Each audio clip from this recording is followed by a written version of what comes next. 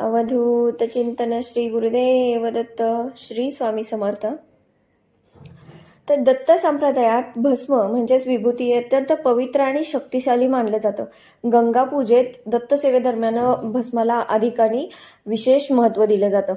तर आता एवढी पवित्र का मानली जाते ती विभूती? तर श्रीपाद श्री वल्लभ व नरसिंह सरस्वतींची तपोभूमी असल्यामुळे येथील भस्म गुरुकृपायुक्त मानली जातं. आता दत्त संप्रदायात भस्म हे त्याग, वैराग्य व आत्मशुद्धीचं प्रतीक पण मानलं जातं. गाणगापुरातील भस्म ही दत्तकृपेची प्रत्यक्ष प्रसाद मानलं जातो. आता श्री क्षेत्र दत्तात्रयांचे महान स्थान असून गाणगापूर येथे मिळणाऱ्या भस्माला अत्यंत पवित्र आणि दैवी महत्त्व आहे. आता त्याचे आध्यात्मिक लाभ काय आहेत? तर रोग, कष्ट, बाधा, नकारात्मकता शक्तींपासून संरक्षण मिळतं आणि भक्तांची अशी श्रद्धा सुद्धा आहे. आता पितृदोष, ग्रहदोष, मानसिक अस्थिरता कमी होण्यास सहाय्यक पण मानली जाते ही विभूती.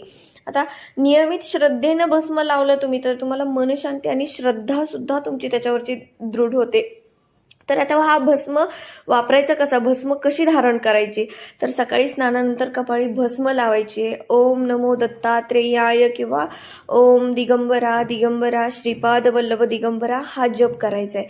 भस्म नेहमी आदराने आणि अपमान न करता वापरायची आहे.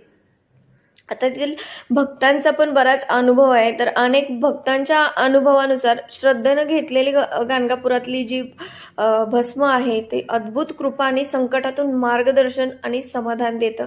तर भस्म ही एक श्रद्धेचं माध्यम आहे, ती अंधश्रद्धा नाही आहे. गुरुकृपेची आठवण म्हणून वापरावी ती. आणि हा जो भस्म आहे तो वैराग्याचं सुद्धा प्रतीक आहे.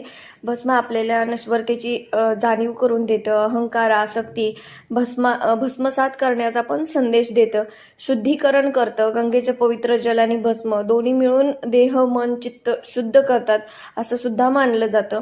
दत्तकृपा होते. दत्तगुरूंच्या सेवेत लावलेलं भस्म ही गुरुकृपेच्या संरक्षणाचं चिन्ह सुद्धा समजलं जातं.